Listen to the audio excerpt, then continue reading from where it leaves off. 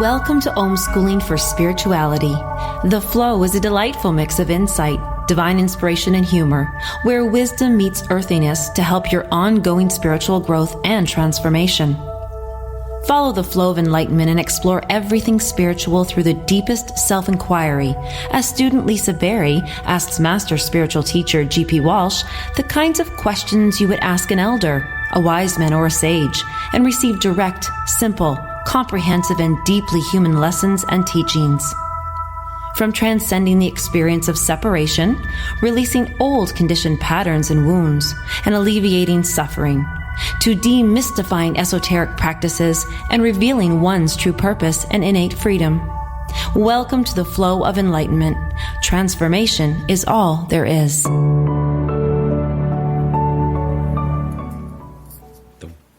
And another wonderful show of The Flow of Enlightenment. You guys are listening to GP Walsh and myself, Lisa Berry. Hello, GP. Hello, Lisa. Good morning. What's happening for you? Yes. All times of the day, it all works. And especially for today's show. Today's show grew so much in my world. It came as a beautiful sentence I heard kind of in my head, and then it kind of gathered up steam, and even today it picked up. So today is all about just sit with me. It sounds so simple. Well, it is, yeah. Just sit. Yeah. Yes, and the depth to it. So when I kind of thought about this originally, GP, I was I had so many questions pour in from people when I told them this was the topic that I'm trying to put into some kind of flow. Really what it is that when anybody hears that, like if you were to hear that, somebody would just, tap the side of the couch or beside their bed if they're not feeling well, or they go, just sit with me. It's a very comforting thing. It's a very quiet thing. It's a very intimate thing. It's an invitation into somebody's most intimate space, right? I mean, you have permission to cross, the 18 inches, or whatever it is, and it's free of thought. It's free of thinking. Yes. It's just presence. It's just pure presence. And yet, when you say that, it's hard though for people. Yeah, it is. Yeah, because we've just been, especially these days, and we're just inundated with messages and marketing and distraction upon distraction. To just sit quietly is like, we don't know how to do it. We get very nervous. We get restless. Yes. Right? In Zen Buddhism, the highest form of meditation there is called shikantaza. And it means just sit. Oh. And then when you add the with me, it has this, I don't know, it's like an invisible union. Yeah. Yeah, it becomes an intimacy. Mm. Right? You're basically sitting together in this quiet space of no thought. Mm.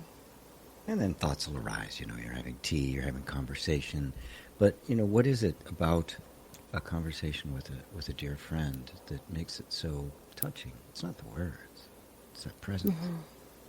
Yes, the number one place I always hear somebody not quite sure what to do with it, it's like, just sit with me, or just show up, or just be there, is, when I was little, going to funerals, and as a child, you're like, oh, Mom, no, I don't want to go. I don't know what to say. I don't know what to do, and, and she'd always say the same thing. You don't have to say a thing. You're, just by being there, yes. Represents this. And it was always an awkward thing, because then you really are face to face with that person. You're like, no, Mom lied. I really do have to say something right now. And she lied again. She's always putting me in these positions. and one of the fears, and this was quite a few questions from some people, is that we are recognizing now that words can be limiting. So we're all excited, or we're all like ready to go and support somebody, or want to tell them just how we feel, and then these words come out and they're like, whoa, those don't even come close, and or they're wrong, or they're not received well. The words can be so limiting. Well, yeah, they can also be very confusing. In these days, how many arguments have been started over a text? Which, you see the text and you hear it in your head one way. Yes. Oh, now I'm not hearing anything.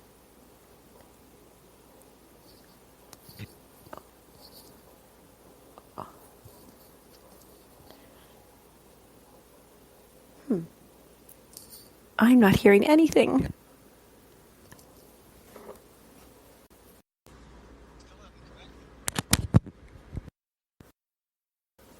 Hello?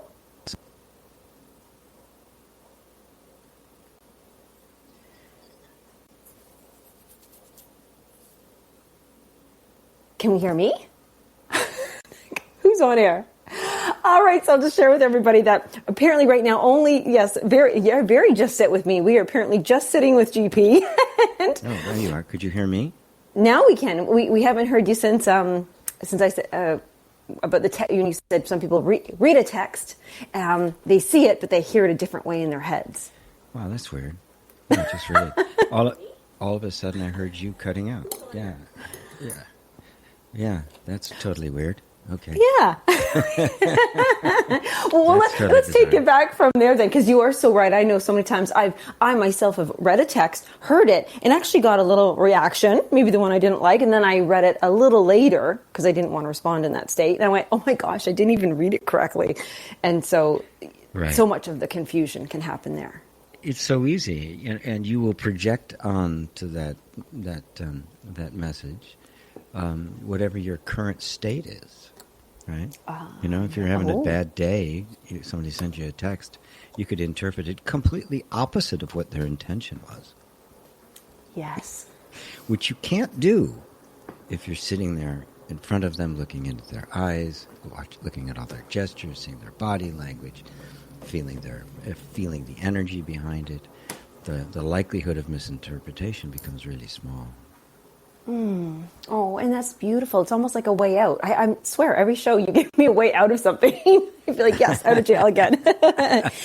Well, you kind of said the magic word there, intention. And that's where I wanted to dive in on the intention behind silence or just sitting with some presence. There's the word, is presence. And a lot of, right now, yes, anybody can say that at any time of the world. We could say right now the world is going through such hard times. Well, we always are. So somebody's always going through something, right?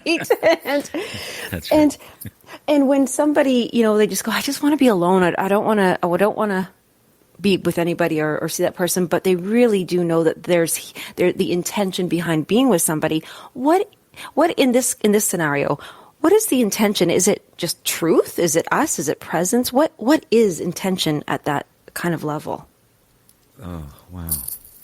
Well, it really depends on the spiritual maturity of the person. Most of our relationships are really transactional. I'm there to get something, and I've got to give something in return, and it kind of goes back and forth. Most love affairs are like that. Rarely is it a genuine, intimate meeting of souls. And the only way you can have that is if you have two or more people who are committed to each other's freedom. So yes, it is all about really being present with not your truth, but the truth. You'll know what your truth is after you find the truth, because otherwise you're not going to be able to recognize. And you're certainly not going to be able to recognize the truths about your truths that aren't so pretty. Yes. Is that the time that we are uncomfortable, is when our truths aren't so pretty, and yet here we are, we're suddenly... So back to my parents again, I would just always remember that moment where I'm sitting there and my mother used to say, well, you can just sit there with what you've done. And it was like, if it wasn't such a great thing, it was like, that was the worst punishment ever. To sit there, is that what you're saying? Well, going back to that word intention, what is your intention, right? To truly come to a genuine love, a genuine presence, pure presence has no intention. That's the beauty of that meditation of just sit. Are you sitting? Yes. Okay, you're done. There's nothing else to do. Right? And the mind just kind of goes, what? It takes away all the goals, all the objectives, all of the intentions of meditation, and it's pure presence, pure witnessing, with no vested interest in what is witnessed. And to just sit there, just sit with me, is for simply two to be engaged in that same thing. That's why you'll see, groups of people in meditation classes and zendos and that sort of thing. That's what they're doing, sitting together. Oh. Okay, that is... Oh, I don't know if I lost you or not here. It sounds very empty. Here. Okay. When you say no, like really zero intention, so even the intention of healing someone or, I want to make them feel better, does that fall under the category of an intention? Of course. Darn it. Okay. Yeah. Pure presence is totally intention-free. Now, that doesn't diminish or discredit a desire to help, a desire to heal. Right? That's love in action, right? Oh, but okay. What I'm talking about is love in essence, which is pure presence, which is total acceptance. There's no intention, I'm totally here right now. I'm not looking anywhere else. I'm not reaching for anything else. I am 100% present. The moment I have an attention, motion begins to take place. I begin to move from now into someplace, into something else. And that, of course, will determine my perception, because I will only be focused on that which is in accord with my intention. The rest will get filtered out. It's simply the way that the energy system works. But if I have no intention, I'm 100% present. I'm 100% equanimous. I'm 100% in my 100% resources. So no matter what happens, the precisely right response to it will be there, because there's nothing clouding it. There's nothing distorting it. I'm totally present. All of me is present. Can we feel from an other if they are present? Oh, heavens, yes. Okay. We all have had the experience of sitting there talking to someone. You realize they haven't heard a word you've said. We pick up on it, right? And we don't, if that happens consistently, they fade out of their lives. The only people we really want to hang on are those who we feel their attention. We feel they're actually there. And we feel they're not judging it, right? They're actually listening. Yes. Which is, what's the number one thing they teach in every relationship course? The very first thing: listen to each other. Yes. It can actually feel so hurt. Well, I mean, there's ego again getting in there for judgment, or if we feel rejected, like you're not listening to me, or you haven't heard me, or you want to get something from me, and all I need you to do is just listen or be. Yeah, that's classic male-female stuff too. The guy wants to do something, and she just listen to me. That's all. Well, that's a perfect thing to go move into, and just in time before commercial too. What about that with male and female? Because if are we just sitting with each other differently? Well, if you get to the pure just sitting, pure shikantaza, then no, because it doesn't recognize any differences, right? But when you're talking about everyday life of being with people, yes, there's obviously a different dynamic with everybody. The close friends, business associates, an employer or an employee, your boyfriend as opposed to your parents. They're all going to have a kind of different dynamic to them. Right. And they're all improved and enhanced by the capacity to just sit, to actually be present.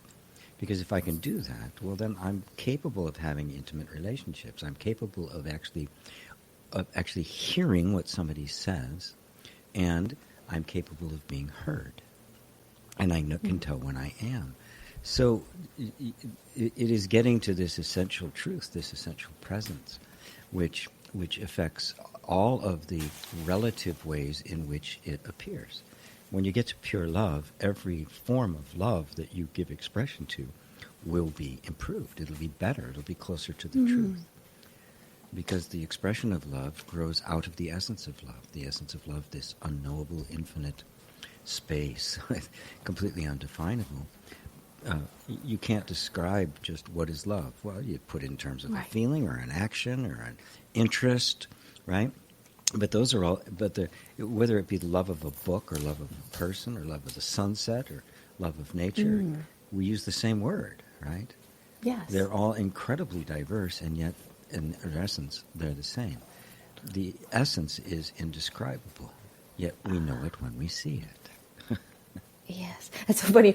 You just made me realize that the word love could be very well the one word that has the most. I'm going to say a bad thing, but there's this YouTube video about all the definitions of the F word and how many times we use it differently.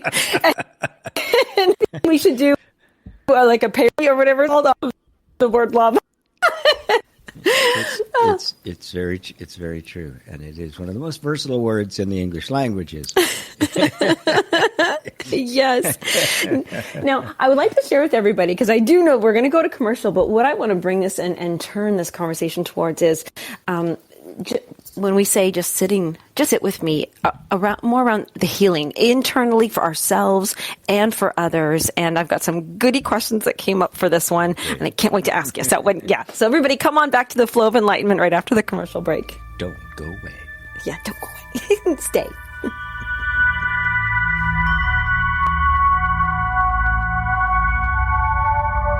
The Real Conscious Connection. OMTimes Radio. IOM FM. OMTimes Magazine is one of the leading online content providers of positivity, wellness, and personal empowerment. A philanthropic organization, their net proceeds are funneled to support worldwide charity initiatives via Humanity Healing International. Through their commitment to creating community and providing conscious content, they aspire to uplift humanity on a global scale. OMTimes, co-creating a more conscious lifestyle. My name is Victor Furman. Some call me The Voice. I've always been fascinated with human nature, spirituality, science, and the crossroads at which they meet. Join me Wednesdays at 8 p.m. Eastern on OMTimes Radio, and we'll explore these topics and so much more on Destination Unlimited.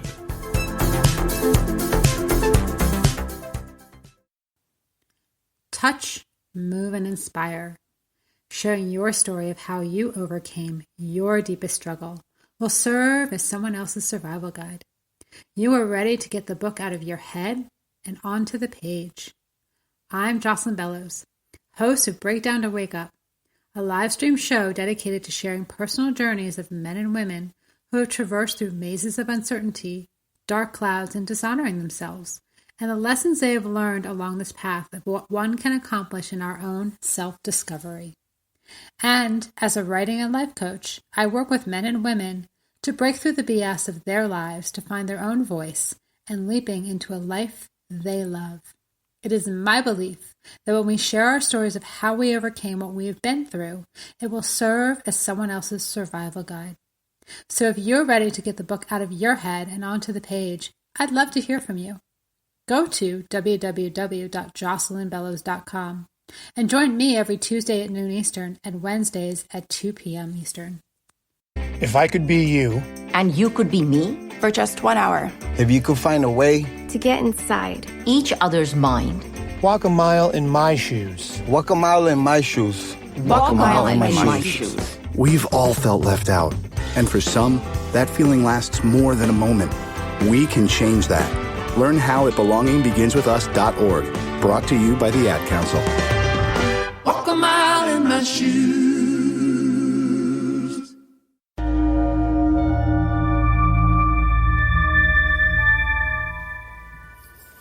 Oh, so I'm wondering how many people took a moment just to sit with them.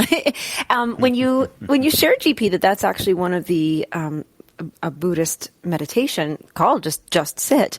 And then I add the with me on there without knowing. I thought, isn't that interesting? It's very turned inward, just like self-inquiry, right? So, yes, indeed, it is that's what it is. It's self-inquiry without words.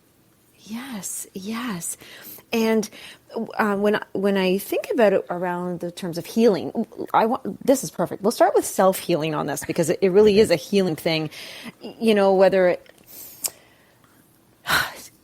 the stopping of action, the ceasing of a language running through, trying to find the words, trying to create, trying to do, trying to say, is that in itself healing? And does it not increase? Does it allow the flow of energy to go through us? Well, the flow of energy is always going through us. If it ever stopped, you would cease to exist. Oh, that is true. Okay. Spirit here. All right. So let's be clear. The problem isn't the flow of the energy, nor can we really disrupt it. The problem is we think we can. And so we create all sorts of problems in our minds that don't actually exist in reality. And that's what we suffer from. The habit of thinking, it's the worst addiction of all. To always be thinking about stuff, getting into your mind, being in your head, as they like to say. And what it is you're being so completely involved in the flow of thought that you're absent. You're not present because your attention is in this. Imagine all this stuff going on in your mind. And you've probably talked to people like that. You're having a conversation with them. You can see their minds all over the place. Right? Yes. They're not present. And the more you're in your mind, the less present you are. It's that simple. And it is in the mind, because it is imaginary. It's a disconnection from reality. It's a disconnection from nature. It has its own view of everything, right? Yeah. So it sees nothing as it is. And so it all becomes a projection of the mind onto the natural harmonious flow that is in fact life. It is harmonious. It is flowing. You can't stop it. It isn't doing anything. It's just happening because that's its nature. But then we invent this idea that somehow we can interfere with that. If that thought is corrected, we begin to harmonize with the flow of life. That is what we mistakenly call healing.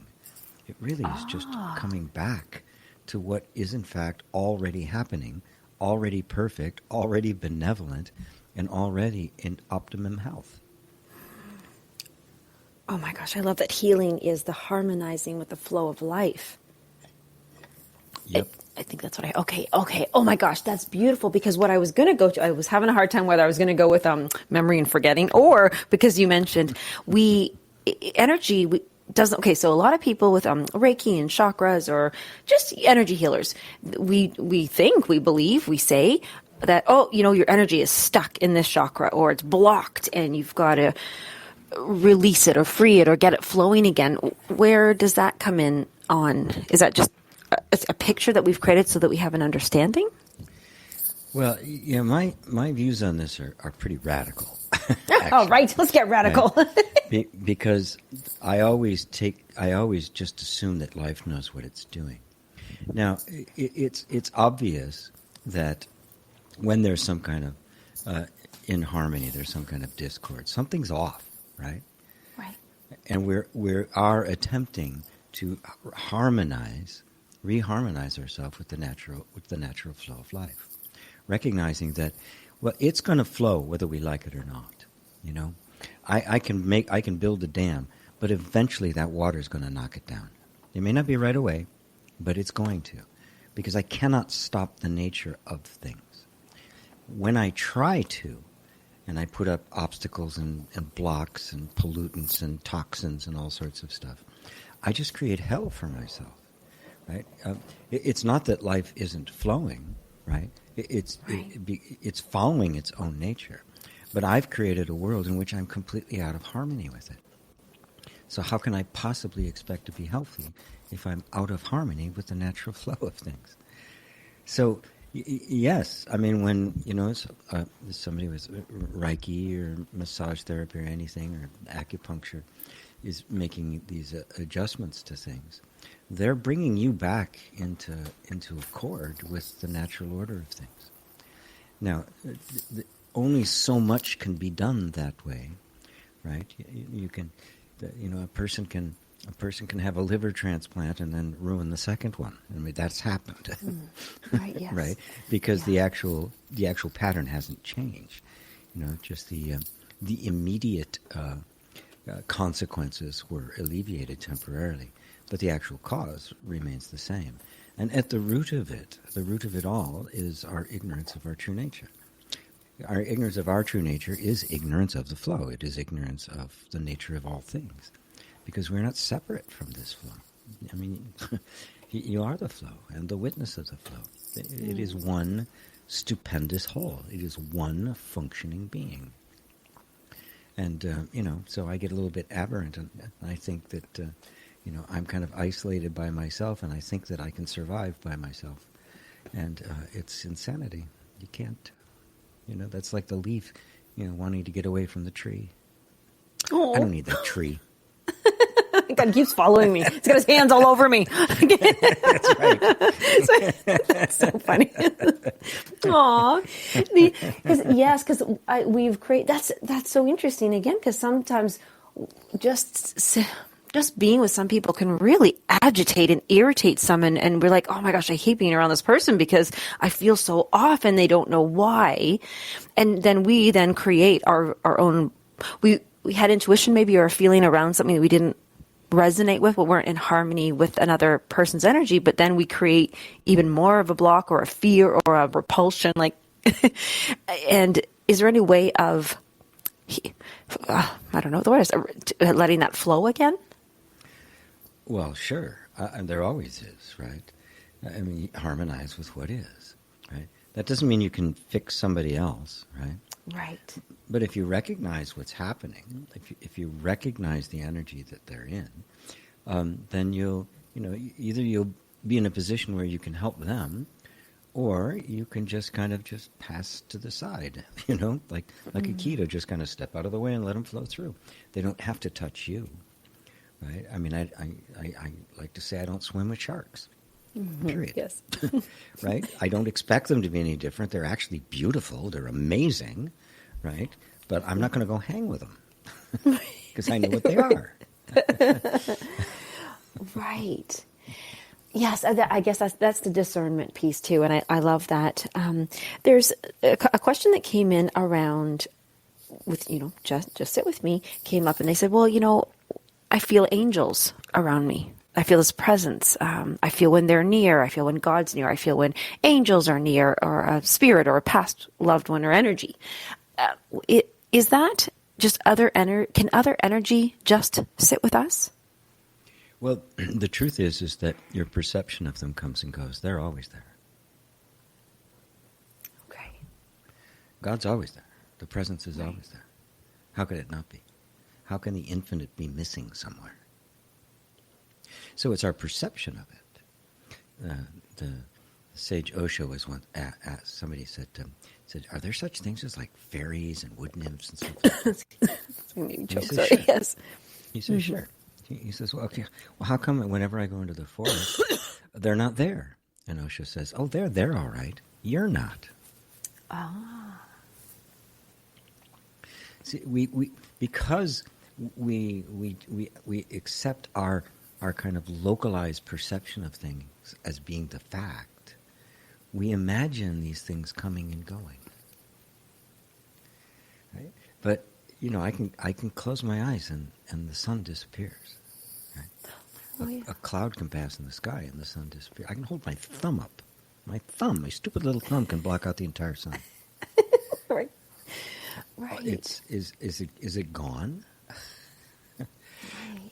Everything is always here all the time. It is only our perception that calls certain things forward and pushes certain things to the background. It is one stupendous whole.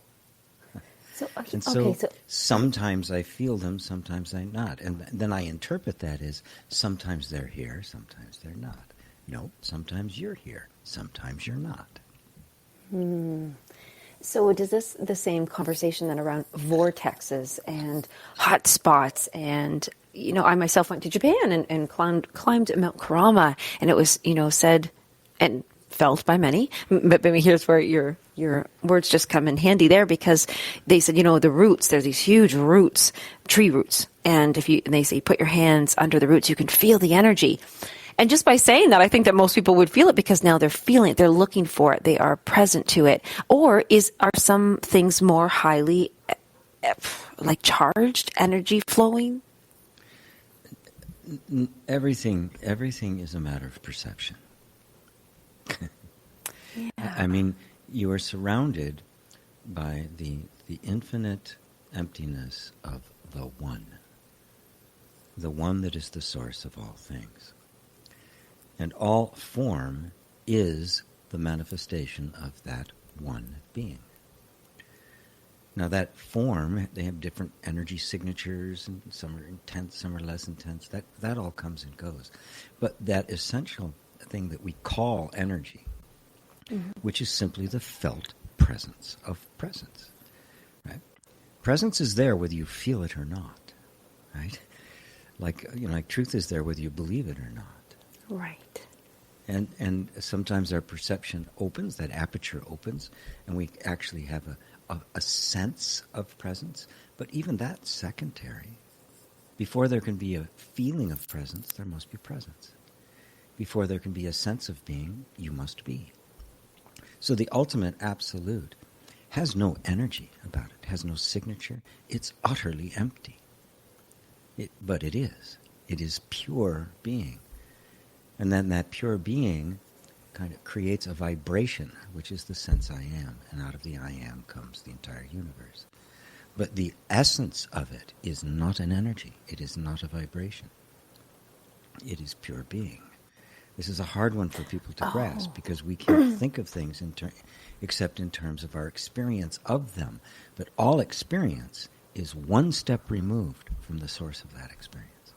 Because nothing can exist. Nothing can exist without being itself. And being infinite does not have any particular form.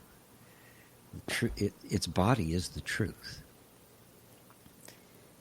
Okay, I'm so, this is a deep one here. So being or essence does not have a vibration. Correct. Okay, my mind's blown on that one. Hold on here. It just is. This is the mystery of oneness. It has no characteristics whatsoever. It is irreducible and undefinable. It is unknowable. It is indivisible. It cannot be conceived of. It is beyond all opposites and categorizations. Even the feeling that I exist could only be there if I was there first. Right. So the ultimate is completely undetectable. Ooh, that's a good word. That's a perfect word, actually. Undetectable, because I was going to ask then is if being in essence does not have a vibration, that's why there's no sickness in just being.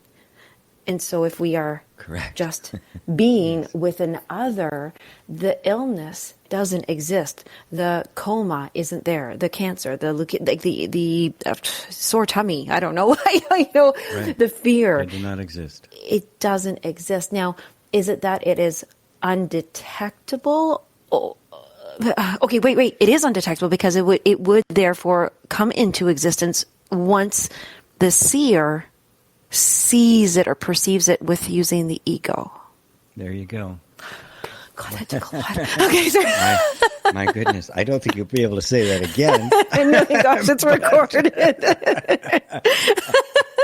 Well, that was fun, actually. Muji put it beautifully. He said, the itemized objects of perception only come into being with the seeing of them, which occurs in the seer of them. Yes. They come into existence. Remember, the word existence means existere. It originates from the Latin word existere, which means to come into appearance, stand out from the background.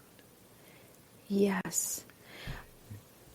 I love that. I love that you said that on one of your the last course that you just did. I was blown away with that. Was the powers of creation.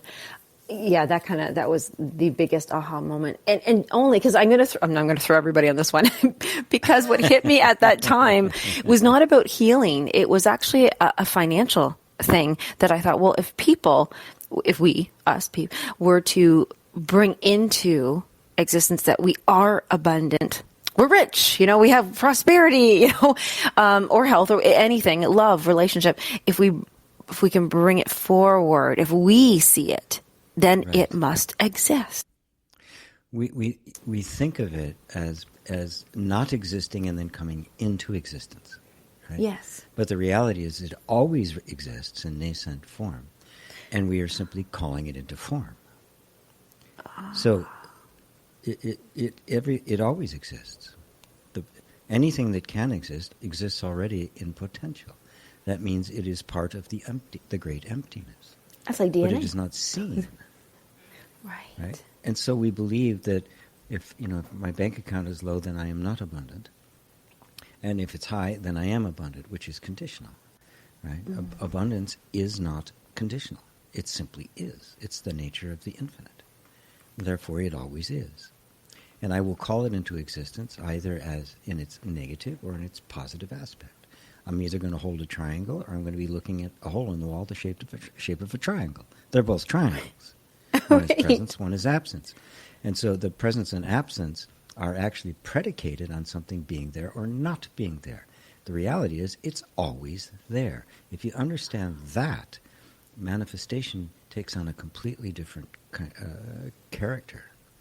Yes. The desperation goes away. It becomes quite playful, right? Yes. You don't have to do it. You don't have to make something happen. You're simply aligning yourself with what's actually true and letting it do the rest of the work. You throw out your vision board. You don't need it. Yes. And on that bold statement, I know we have to go to commercial. We'll see how many people are confused. They're like, I'm coming back for that one. Well, whether health is on your vision board or all those things, we will come back into that one after commercial break on the flow of enlightenment, because there's some big stuff coming here. We know that, yes, this is fun, GP. Thank you. It always is, Lisa.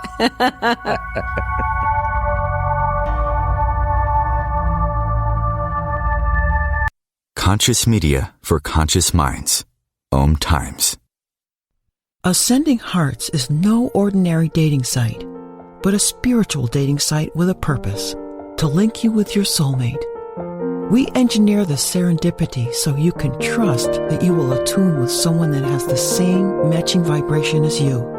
Ascending Hearts, the conscious dating site for the spiritually aware. Try Ascending Hearts for free. AscendingHearts.com. Hello, I'm Sandy Sedgbeer, host of OMTimes magazine's flagship radio show, What is Going On. My passion is sifting through information, research, and innovations from new thought teachers, speakers, and researchers pushing back the boundaries of what we know about life, energy, metaphysics, and the universe.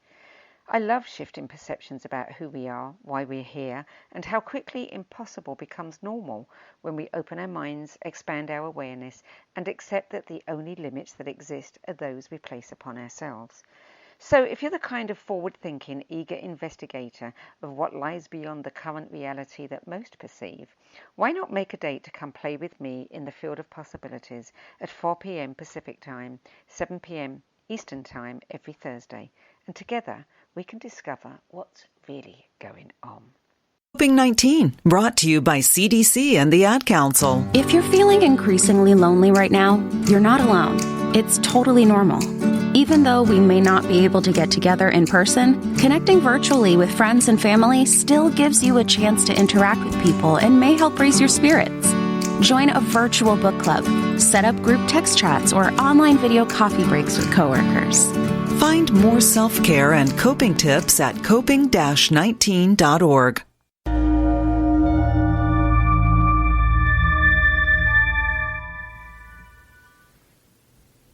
Beautiful. Oh, that sound is just so recalibrating, isn't it? And that's actually something too.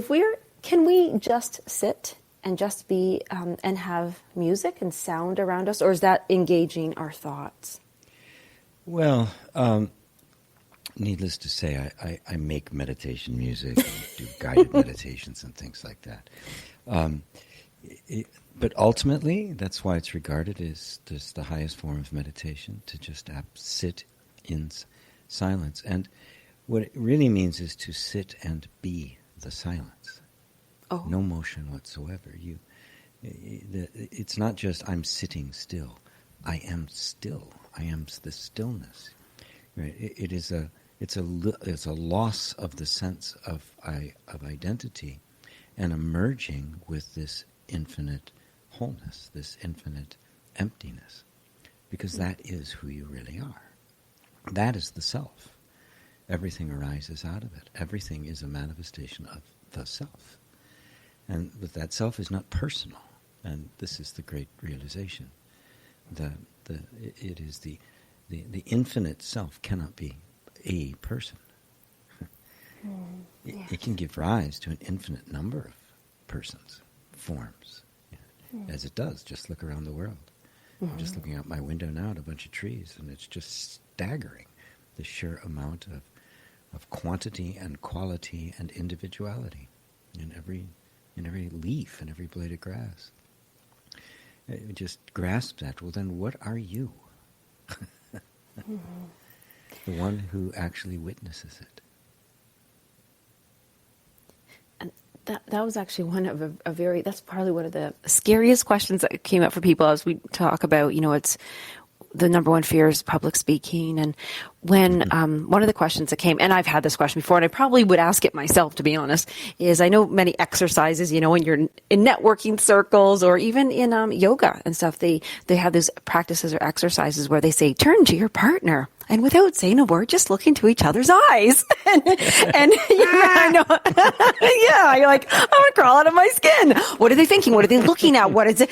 And it's so uncomfortable. So so many questions around that. If we can talk about every angle of that, because that was the number one question that came up, is how can I receive being not looked at, but being seen, being sat with, and receiving that, because can you just jump into that one? That one's just so uncomfortable for so many people. How can we drop that and just receive it?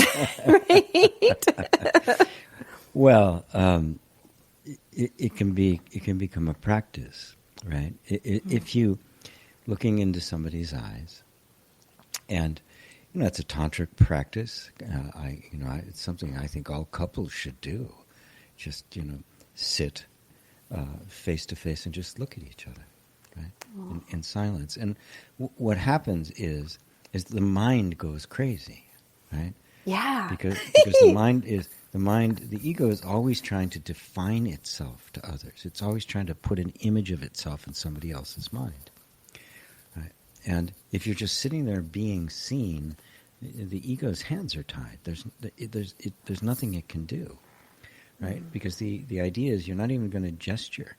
And so it's a wonderful opportunity to watch the antics of your own mind.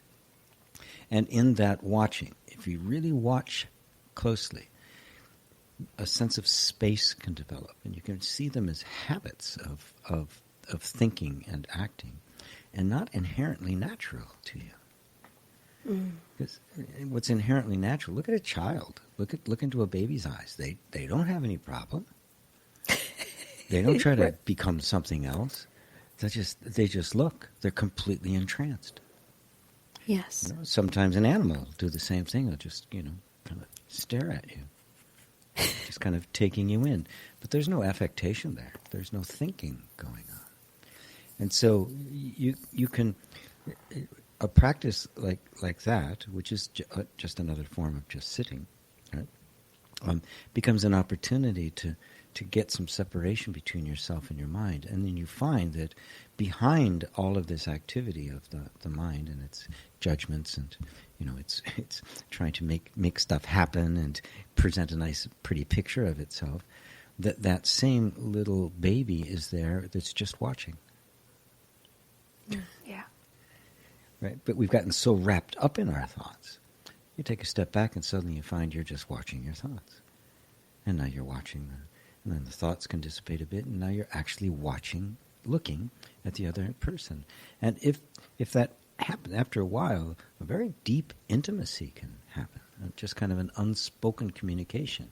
It's as if you both merge with the same silence.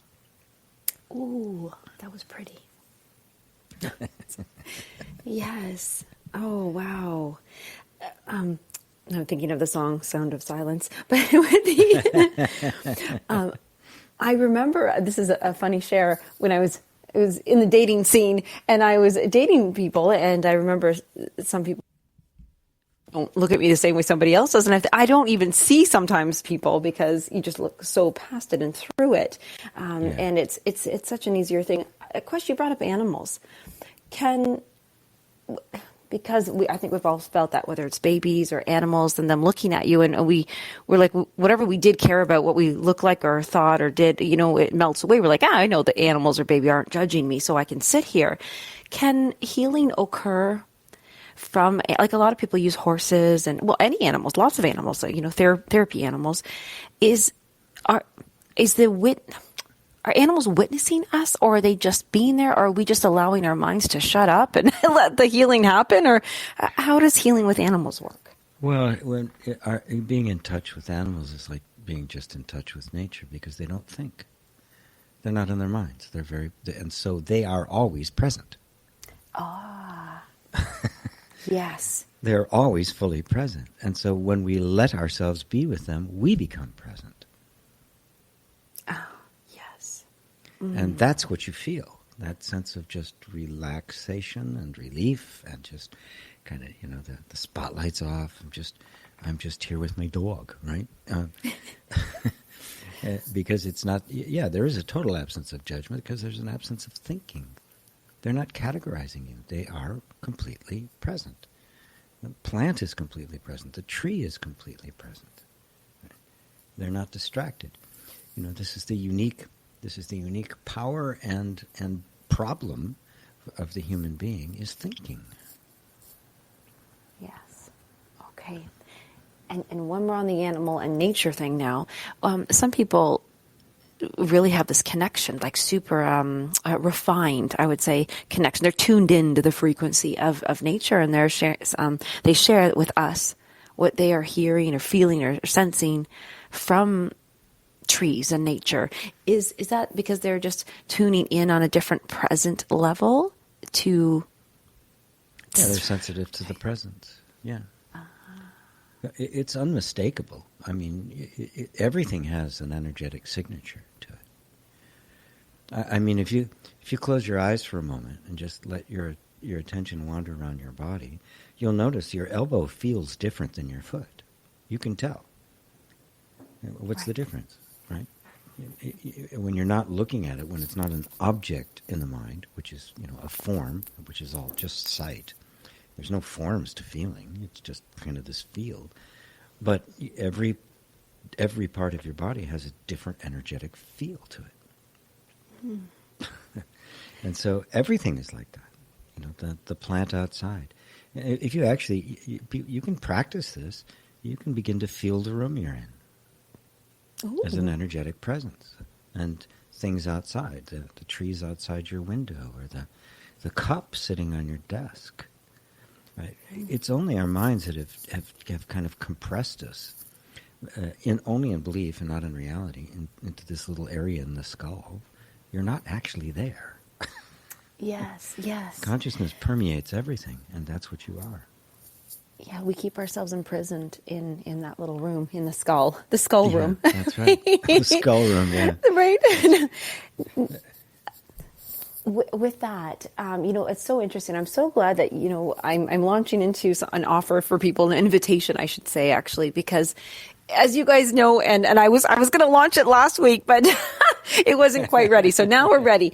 And the reason being is because there are practices. And I went right into my little ego world there when you said, you can do this practice. You can start feeling the room. And I'm like, well, how will I know I'm right? Right? I was like, I need validation here. How am I going to do this? And so one of those things is that as we work with a spiritual teacher, such as yourself, I myself working with you, I'm starting to drop that. Like even I caught myself there. I was like, wait, no, you're just observing. You're neither right nor wrong. It doesn't matter. But it has taken me working with you for like 7 or 8 months and practicing these things and really being able to visit many of your audios and like just having that access to it and being able to do that. So, I'm so glad that you've created, on the website, it's a patron program that every one of you, we've made it super, super, super affordable at $15 US a month. And what happens is you're supporting GP and allowing him and myself to do all these wonderful things that we can for as free and as little as we possibly can. But my gosh, GP, we're constantly uploading multiple videos, and even to the point where every week, even though that song is free, on your Sundays, now we were able to have other people take it and say, okay, here's a question and answer. Here's a teaching here. We've titled it and organized it in such a way that it's so beautiful, this little subscription patron group here, and that we're inviting everybody to go to. And all they need to do is go to gpwalsh.com/patron, and you can just scooch around there, see what happens. There's a 7-day free trial. So even though you put in your credit card information or pay for it, if you really thought, it's just not for me, then off you go. You've got the 7 days, right, GP? That's right. 7 days or forever hold your peace. You can reverse. You can reverse. There's no commitment. You can cancel anytime. Yes. And it's funny is if they can make that practice for the 7 days, like just say, you know what, this sounds really interesting and let me try for 7 days. Just go to the site, poke around for 7 days, even if you don't know what you're doing. But I mean, it's so smooth and easy and organized, they will. But for me, just taking in a little lesson, like, look at that. It took me all these 7-8 months to grab to that one thing about bringing forth into existence. Right. So we are inviting them to just sit with us, sit with you, sit with the teaching. It's not even a teaching, sit with the energy movement, sit with being who they are. Yeah, it's really sitting with yourself. And we wanted to make it very inexpensive. I couldn't do it purely by donation because I simply don't have the technology to do that. Plus, these platforms are not cheap. And yes. Right now I pretty much pay for them all out of my own pocket, and I'm not what the world would refer to as a rich man in that way. Right. And so it's and I became disillusioned with Patreon simply because of some of their practices that they were doing and censoring some people and that sort of thing. I thought, oh yeah, here we go again. So I wanted to make a place that would have more integrity to it, and would also be able to help, cover my costs and perhaps even grow a bit. Yes, so. And it's actually, to be honest, I think it's a little bit easier to get around than Patreon as well. So just on my it is, and it's certainly easier than trying to get around like Facebook and YouTube and find these things. I've got it all organized in one place. So yes. All the satsangs, all of the meditations, all of my EFT videos, all of the replays from this show, and some other stuff as well. Yeah, so, and we'll be doing some special once a month kind of things. We'll be, checking in and saying hi to you and allowing that bit more personal one-on-one. And yeah, it's just a great part to be. It's great to be a patron. It is. Think of yourself as a patron of the arts. Yeah. Yes, exactly. Like the Medici family, right? Yes.